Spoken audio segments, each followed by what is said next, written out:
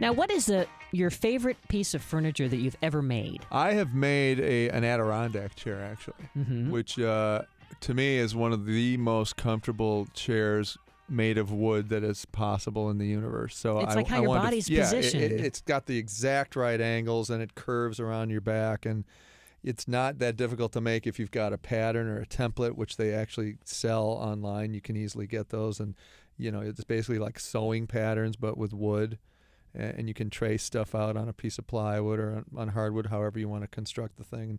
They're not that hard and fun to make, and once you get it done, it's one of those things where you go, man, pride of ownership. This is incredibly comfortable. And you did it yourself.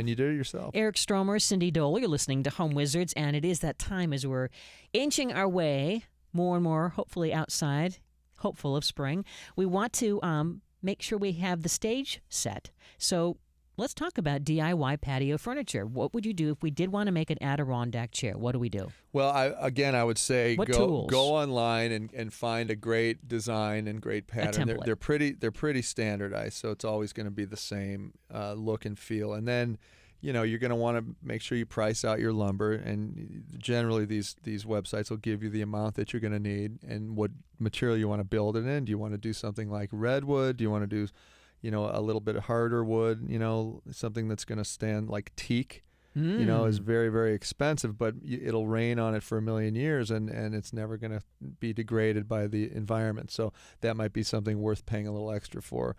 And then the tools that you're going to need to make an Adirondack chair, you got to have something like a jigsaw that can cut curves in wood, right? So that would be one of the tools that you'd need to acquire.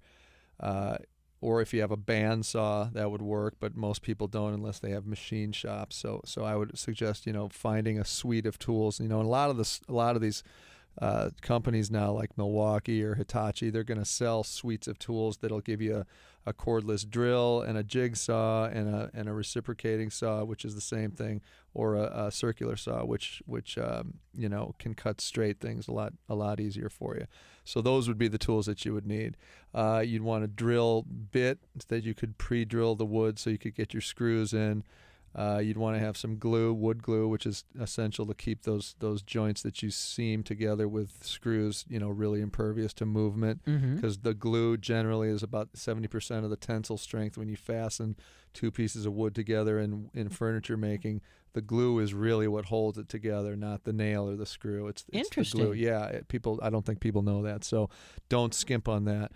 And then if you want to do paint, you're going to want primer and then a finish coat. And might I suggest magenta, the color for 2014, or whatever appeals to you. I love vibrant colors in the garden. I think it's beautiful because it's whimsy. They cut through the canopy of greens that the landscaping. Landscape colors. It pops. It might be really pretty to do that, or orange. If you had those flowers in your garden, you can kind of take a cue from the roses. That's Maybe exactly you have right. magenta roses. Yeah, so if you don't want to do something as complicated as the Adirondack chair, you could start with something like a flower box. I mean, that would be a great thing to do, a window box, for example. So, again, that would be a couple of pieces of redwood that you create these rectangular shapes that can then house the earth, and then the flowers go into that. And it's literally like building a box. It's pretty simple. For more furniture, though, for lounging in the patio, I've seen on Pinterest some really cute ideas using pallets for garden loungers. Yeah, those are actually really cool. Pallets are the great untapped resource of free materials, right? Because most stores want to get rid of the pallets. There are actually services that take them away, but oftentimes you'll see them stacked behind hardware stores, and if you just ask the people, generally they're just like, take it away, I don't want that thing. And what they don't realize is that you can make garden walls out of pallets, which are really pretty if you stack them up alongside of against a fence, so that you can actually anchor it to a wood fence, so that they come up and then create a wall situation, and then you can paint them again the vibrant colors, and they can house cascading flowers or plants or anything that you want to plant in them, or whatever. vines. Yeah, edibles and they're great for dividing walls between two properties.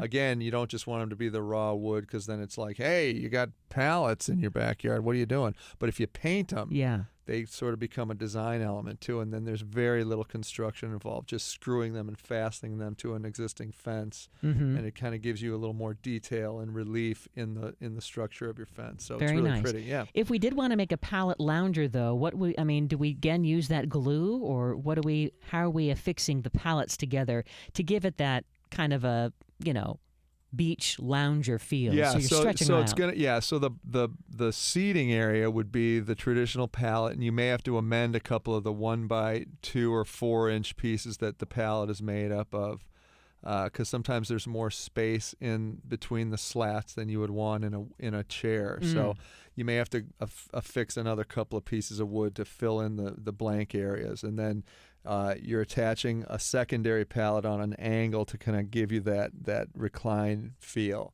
So it's just about the creativity of attaching these two surfaces, these two flat pallets at these specific angles to give you that look of a lawn chair. So again, it would be screw gun and screws and wood glue to kind of keep it stationary and fixed, because if you start getting into hinging, that's a little more complicated. But I think if you find the exact right angle, you have your spouse behind you holding up the angle, and then you go, that's it. No, wait, lower. No, higher. No, that's it, exactly. Then you mark that with a pencil, and that's the angle of the most extreme comfort. And then just creating the rigidity by screwing those two things together, it gives you a really amazing pallet lounger. Have you ever done anything with spray paint in like old, like 50s style patio chairs, where you just you use some Krylon spray paint and give it kind of a fun vibe? Sure, that's really fun to do. If you've got the old metal chairs, that kind of rock when you sit in them, you want to rough them up with sandpaper, get the rust off, and then spray coat primer over them, and then after that, any kind of pattern that you want. And here's another tip, which I think is really beautiful and interesting. If you go to a body shop, any local body shop in your neighborhood, and they're slow that day, and you just say, look, I got 6 chairs. Can you spray them for me with auto body paint? And you cannot believe the difference in the finish. Suddenly this old ratty chair that you had sitting in your yard that Grandpa used to sit in now looks like a Lexus piece of art with a beautiful finish of a car body. And they'll do this for you because they, for a couple $100, not even that. Sometimes I've had them do it for $100 to spray like a desk for me. And it just looks unbelievable. It looks like a carb finish. And maybe if you're using the same paint that they already had left in their canister, right? Yeah. Maybe they'll do it for even less. There you go. That's right. You can negotiate and bring them some of your delicious grown tomatoes and maybe $50, and they'll do it for you. What about turning some reclaimed wood into maybe even reclaimed deck wood into a patio tabletop? Yeah, I mean, again, the reclaimed wood is another untapped resource. People don't understand. If you're driving by a construction site, for example, and you see that they're tearing a house down, there's probably going to be an opportunity for you to pull out, 20 or 30 planks of wood that were either flooring or siding or for old furniture that might be broken down. And you can really create an amazing tabletop with old reclaimed wood. And if you want to have a more fine finish furniture experience, then everything needs to be exactly the same thickness. But if it's more of a kitschy feel that you're after, they don't have to be all exactly the same, and it kind of looks better. And you can even paint each plank or stain each plank a different tone or color and kind of create your tabletop that way. And they do sell bases for furniture, even if you have an old base that had the cheap thin glass tabletop that you're no longer interested in, but you want to use those legs. You can build the top that fits over the existing glass table, so it literally just sits on top of what you already have, and you're taking advantage of that old frame that you had. Very nice. Yeah. Would you ever put like a resin, kind of a glossy finish on it? I mean, again, if you want to do this, the super marine grade gloss to it, you can, and build up the layers, and it kind of gives you, like if you go to the seafood restaurants and they've got like coins embedded in the table, that's the clear marine grade finish that you're talking about, and it looks great. It will yellow over time, so it's not going to have that pristine clear feel to it. It'll get more amber, but if that's the look that you're after, it's a really pretty opportunity to have that experience. If we wanted to create more seating too, let's say, and also storage, I love the idea of having an easy kind of a garden storage bench.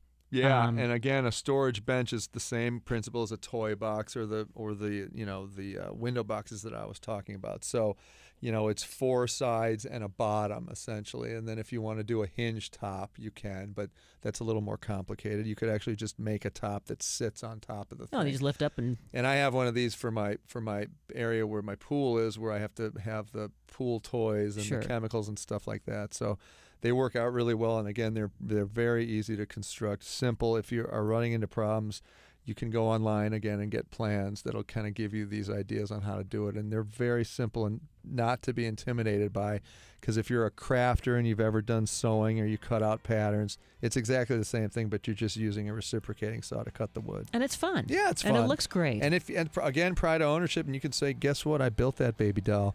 You got it. Eric Stromer, Cindy Dole, you're listening to Home Wizards. When we come back, we have some more must-do spring projects. Keep it here, because we love to improve your home and improve your life.